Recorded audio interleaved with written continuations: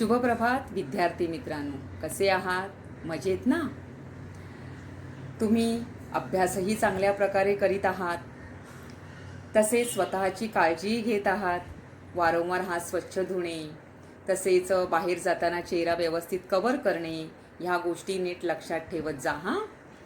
आपल्यावर हे जे अकल्पित संकट आलेलं आहे कोरोनाचं, ते काही दिवसात नष्टही होणार आहे आणि पुन्हा एकदा आपण आपल्या आवडत्या ॲफॅक इंग्लिश स्कूलमध्ये येणार आहोत आणि शिकणार आहोत. पण तोपर्यंत मात्र आपण ऑनलाईन लेक्चरद्वारेच भेटत आहोत. आज आपण मराठी गद्यपाठ बोलतो मराठी याचा अभ्यास करणार आहोत. मुलांनो, आपणा सर्वांची मातृभाषा ही मराठी आहे. मराठीची गोडी ही अवीट आहे आणि आपल्या मातृभाषेवर जो कोणी प्रभुत्व मिळवेल, प्रभुत्व म्हणजे काय? त्या भाषेत चांगल्या प्रकारे बोलणे, आपल्या भावना आपल्या भाषेतच आपल्याला चांगल्या प्रकारे व्यक्त करता येतात, त्याला इतर भाषाही सहज आत्मसात करता येतात. हे लक्षात ठेवा मुलांनो. इतर भाषाही आपण शिकायच्या आहेत, पण मातृभाषेला मात्र आपण विसरायचं नाही, कारण आपल्या जीवनात मातृभाषेला अनन्यसाधारण महत्त्व आहे. आपल्या जीवनात आमूलाग्र बदल घडवून आणण्याचं काम आपली मातृभाषाच करीत असते आणि आपल्या ह्या मराठी भाषेला 2000 वर्षाची परंपराही आहे. आपल्या ह्या मातृभाषेला राजभाषेचाही दर्जा आहे. दरवर्षी 27 फेब्रुवारीला आपण आपल्या मराठी भाषेचा वाढदिवसही साजरा करतो. आता पहा, माझ्या मराठीची बोलू कौतुके, परी अमृतातेही पैजासी जिंके, ऐसी अक्षरे रसिके मेळवीन, असे संत ज्ञानेश्वरांनी मराठी भाषेविषयी गौरवोद्गार काढलेले आहेत. मराठी भाषेच्या शब्दसामर्थ्यावर त्यांचा गाढा विश्वास होता. म्हणजे अमृतालाही पैजेमध्ये मराठी भाषा जिंकू शकते, एवढी आपली मराठी भाषा ही महान आहे आणि ही आपली भाषा आपल्याला जिवंत ठेवायची आहे, टिकवायची आहे आणि हे सर्वस्वी आपल्याच हातात आहे बरं का मुलांनो. आणि म्हणूनच आज आपण जो गद्यपाठ शिकणार आहोत त्यामध्ये या मराठी भाषेतील शब्दांची व्युत्पत्ती कशी झाली, या शब्दांचे अस्तित्व कसे निर्माण झाले, याचा थोडासा इतिहास जाणून घेणार आहोत. तसेच योग्य जागी योग्य क्रियापद वापरणे, शब्दांना योग्य जागी प्रत्यय लावणे आणि त्यामुळे अर्थाचे अनर्थ टाळणे, या गोष्टींचाही आपण अभ्यास या पाठात करणार आहोत. आणि म्हणूनच हा पाठ म्हणजे मित्रांनो एक छानसा, छोटासा, मस्त पण आपल्याला विचार करायला लावणाऱ्या या पाठाचा आपण अभ्यास आता सुरू करूया. बोलतो मराठी. गद्यपाठ बोलतो मराठी हा ललित लेख आहे. लेखिका डॉक्टर निलिमा गुंडी. जन्म 1952. मराठीच्या प्राध्यापिका, भाषातज्ज्ञ आणि लेखिका आहेत. त्यांची अक्षरांचा देव, निरागस हे बालसाहित्य, देठ जगण्याचा, रंगांचा थवा हे ललित संग्रह प्रसिद्ध आहेत. भाषा प्रकाश, भाषाभान, शब्दांची पहाट हे भाषाविषयक लेखसंग्रह इत्यादी 35 पुस्तके प्रकाशित आहेत. 2011 साली बेळगाव येथे झालेल्या मंथन महिला साहित्य संमेलनाच्या त्या अध्यक्ष होत्या. महाराष्ट्र साहित्य परिषदेच्या पुणे शाखेकडून प्रसिद्ध होणाऱ्या संवेदना या 2011 आणि 2012 सालच्या दिवाळी अंकासाठी मुख्य संपादक म्हणून त्यांनी काम केले आहे. मराठी भाषेतील विविध शब्दप्रयोगांमुळे विनोदाची निर्मिती कशी होते याचे वर्णन प्रस्तुत पाठात आले आहे. व्युत्पत्ती कोशात शब्दांची व्युत्पत्ती शोधल्याने आपल्याला खूप नवीन माहिती कळते, आनंदही मिळतो. आपल्या जीवनात भाषेला महत्त्व दिल्यास मनातल्या भावभावनांचे सूक्ष्म अर्थसौंदर्य उलगडण्यास मदत होते, हे या पाठातून स्पष्ट होते.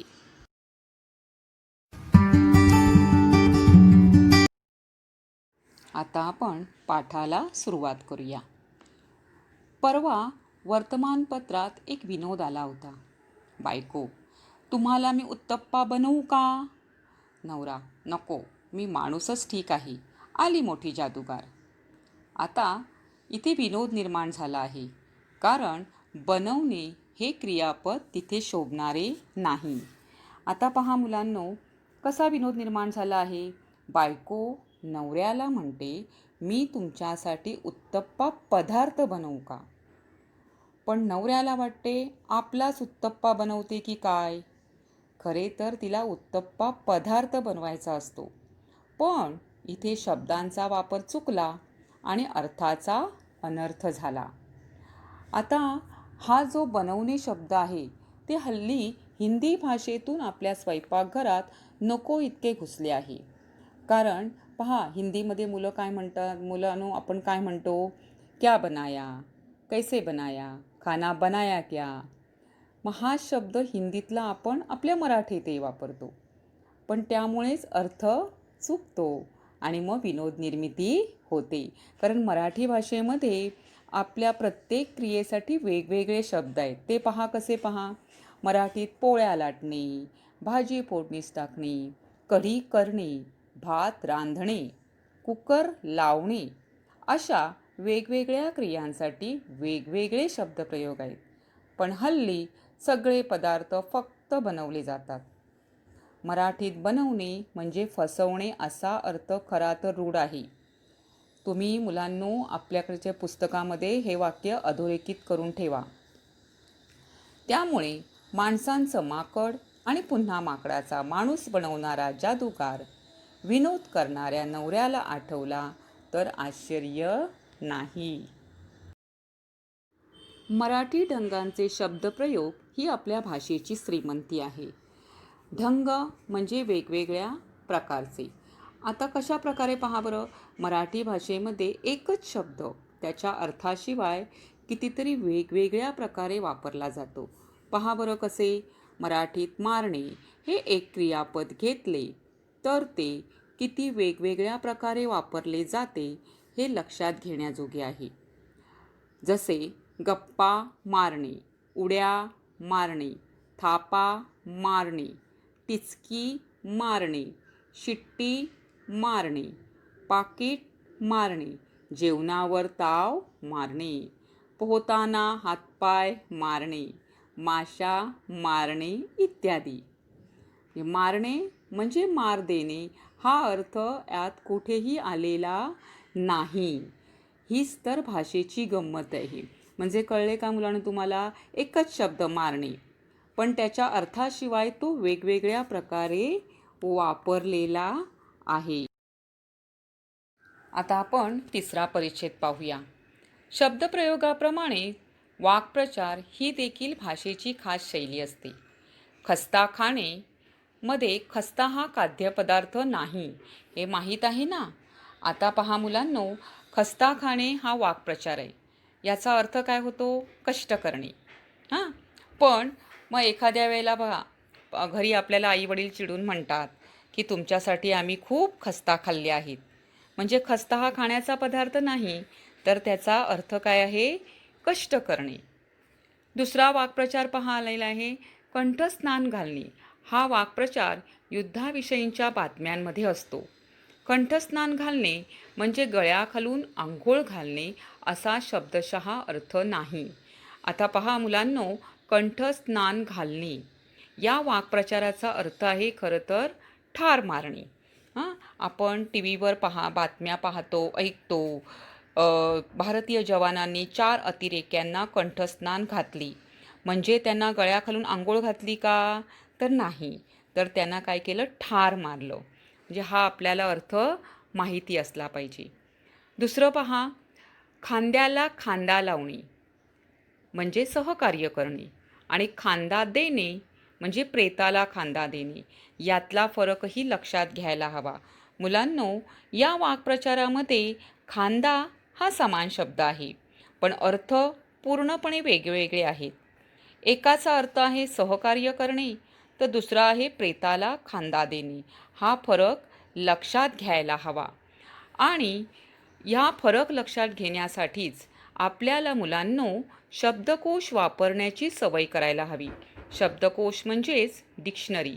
मराठी भाषेतील शब्दांचा वेगवेगळा अर्थ या शब्दकोशामध्ये तुम्हाला पाहायला मिळेल. आणि जर हा अर्थ आपल्याला माहिती असेल तर आपली फजिती होत नाही. पहा बरं, अक्कलवान म्हणजे हुशार, पण अकलेचा कांदा म्हणजे अतिशहाणा. हे जर आपल्याला माहिती नसेल तर खरे कौतुक कोण करतंय आपलं की फिरकी घेत आहे हेच आपल्याला कळणार नाही. म्हणजे उदाहरणार्थ पहा मुलांनो, कधीतरी आपण चांगले काम केले की आपल्याला तू शहाणा आहेस हा असं म्हटलं जातं, आणि कधीतरी तू फार शहाणा आहेस असं म्हटलं जातं. मग फार शहाणा आहे याचा अर्थ आपल्याला माहिती असेल आणि शहाणा या शब्दाचाही आपल्याला अर्थ माहिती असेल तर आपलं कौतुक कोण करतं आहे हे आपल्याला समजेल आणि फिरकी कोण घेताही समजेल. म्हणून यासाठी आपल्याला शब्दकोश वापरायला हवा. आता आपण वाक्प्रचाराचा जसा अभ्यास केला तसंच क्रियापद वापरताना त्यापूर्वी नामाला कोणता प्रत्यय लावायचा असतो हे नीट माहीत नसले तरी देखील अर्थाचा गोंधळ होतो. हा अर्थाचा अनर्थ टाळण्यासाठी लेखिकेने काय करायचे हे आपल्याला सांगितले. एक, योग्य क्रियापदाचा वापर योग्य जागी करावा, आणि दुसरे म्हणजे नामाला योग्य प्रत्यय लावायचा. या दोन गोष्टी आपण व्यवस्थित केल्या की अर्थाचा अनर्थ टाळू शकतो. आता इथे उदाहरणार्थ अंगाला लावणे आणि अंगावर घेणे, इथे ला आणि वर असे प्रत्यय आलेले आहेत. प्रत्यय वेगळे त्यामुळे त्याचा अर्थही वेगळा. तिला हसणे, तिची चेष्टा करणे या अर्थी, आणि तिच्याशी हसणे, सहजपणे हसणे, यात प्रत्यय महत्त्वाचा आहे. ला प्रत्यय आहे, शी प्रत्यय लागलेला आहे, आणि ह्या प्रत्ययाचा अभ्यास मुलांनो तुम्ही व्याकरणामध्ये केलेला आहे. हल्ली पहा, सार्वजनिक समारंभांमध्ये आणि वाहिन्यांवर प्रत्ययांची जागा अनेकदा चुकलेली असते. उदाहरणार्थ, तुझी मदत करणे याऐवजी तुला मदत करणे हवे, त्यांचे धन्यवाद याऐवजी त्यांना धन्यवाद असे म्हणायला हवे. अशा चुका सार्वजनिक कार्यक्रमात अनेक होत असतात.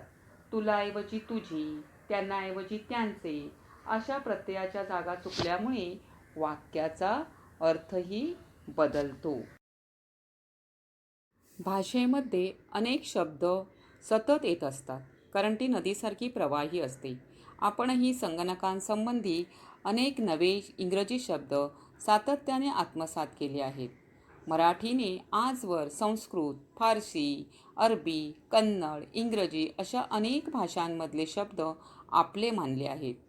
टेबल हा शब्द आता आपल्याला परका वाटतच नाही, पण गरज नसताना इतर भाषांमधले शब्द आणि तेही मराठी भाषेचे व्याकरण झुगारून वापरणे योग्य नाही. मी स्टडी केली म्हणण्यातून काय नवीन अर्थ कळतो?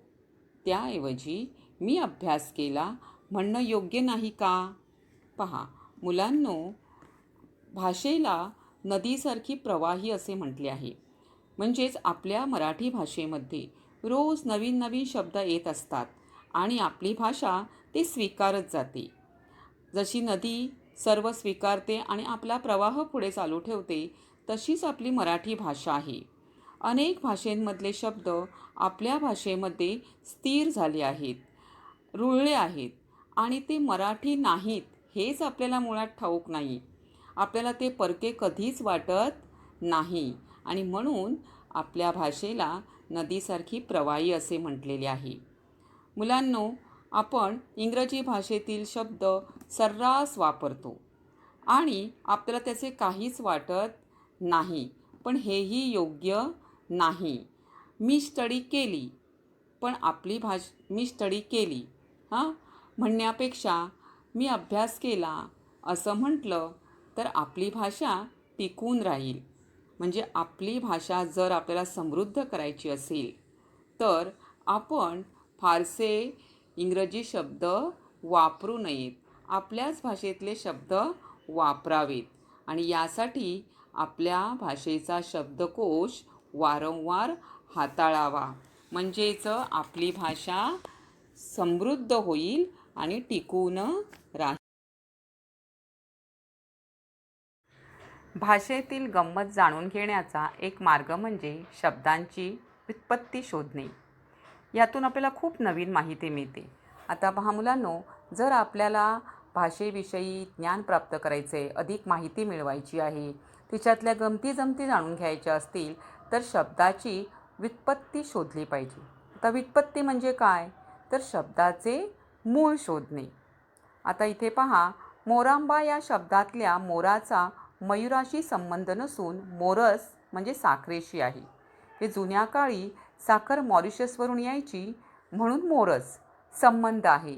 म्हणजे पहा इथे की आपण जेव्हा साखरेला मोरस का म्हणायचे हे व्युत्पत्ती कोशात पाहू, तेव्हा जुन्या काळी साखर मॉरिशसवरून यायची हे आपल्याला समजते. म्हणजे शब्दांची पाळेमुळे किती दूरवर पसरलेली असतात हे त्यातून कळते. कदर करणे असे आपण म्हणतो, तो वाक्प्रचार आहे. कद्र या अरबी शब्दापासून कदर म्हणजे गुणांची पारख हा शब्द आपण घेतला आहे. शब्दांच्या मुळाकडे गेलो की आपल्या चुका होत नाहीत. उदाहरणार्थ अनुसया असे नाव नसून ते अनसुया असे आहे. अन अधिक असूया अशी त्यातील संधी आहे. मनात असूया म्हणजे मत्सर नसलेली अशी ती अनसूया. हे कळल्यावर शब्द मनात पक्का रुजतो. म्हणजे पहा इथे मुलांनो, आपण किती चुकीचे बोलत असतो. शब्दांचा उच्चारही महत्त्वाचा असतो.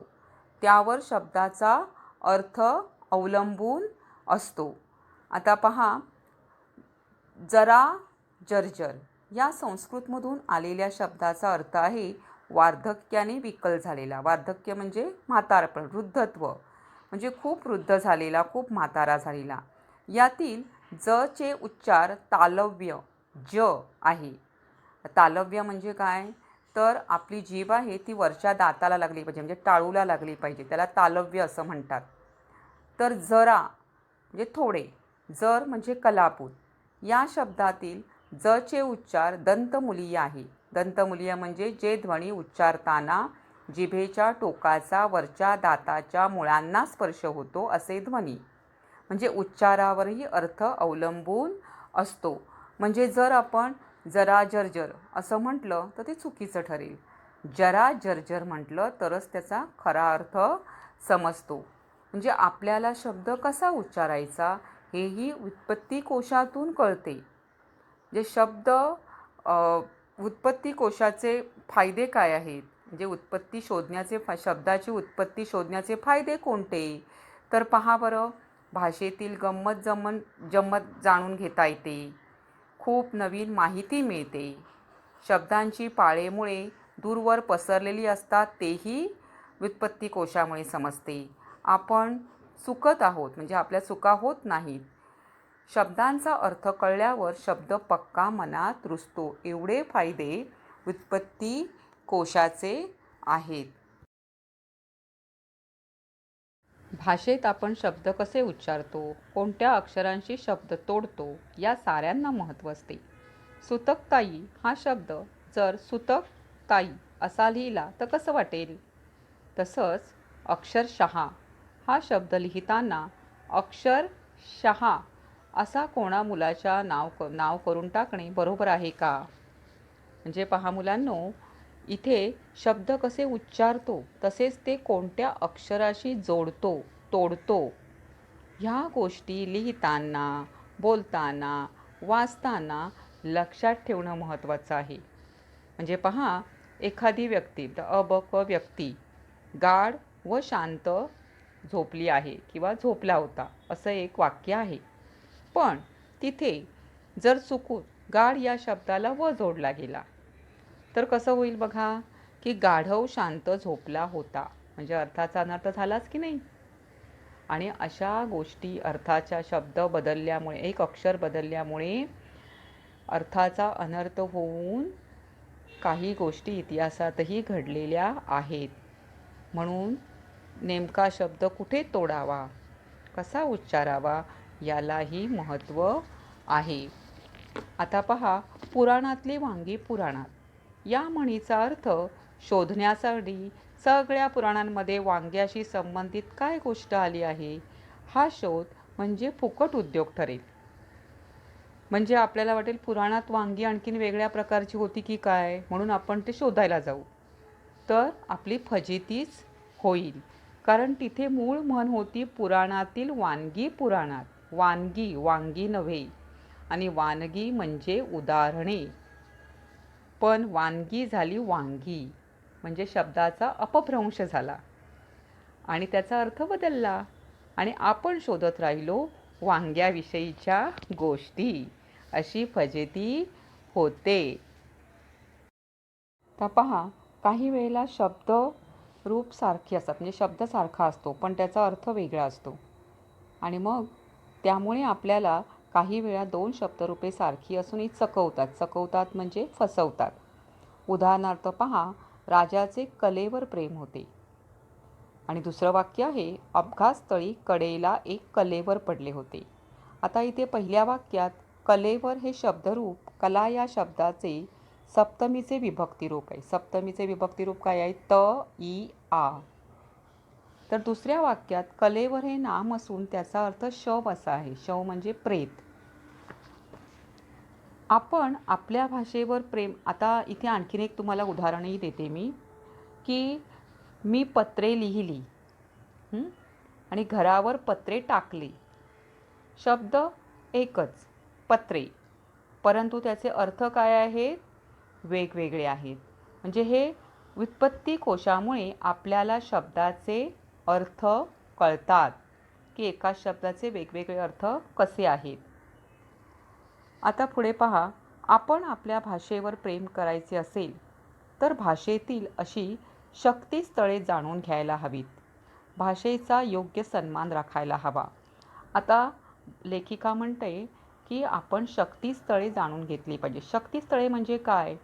तर क्रियापदाचे, वाक्यप्रचाराचे, विभक्ती प्रत्यय असे कुठे योग्य वेळी वापरायचे हे आपल्याला कळले पाहिजे. म्हणजे अर्थाचा अनर्थ होणार नाही. म्हणजे आपल्याला व्याकरण आपलं चांगलं असलं पाहिजे. तसेच भाषेचा सन्मान राखला पाहिजे. सन्मान भाषेचा राखणे म्हणजे काय? तर आपल्या भाषेला आपण कधीच कमी लेखू नये.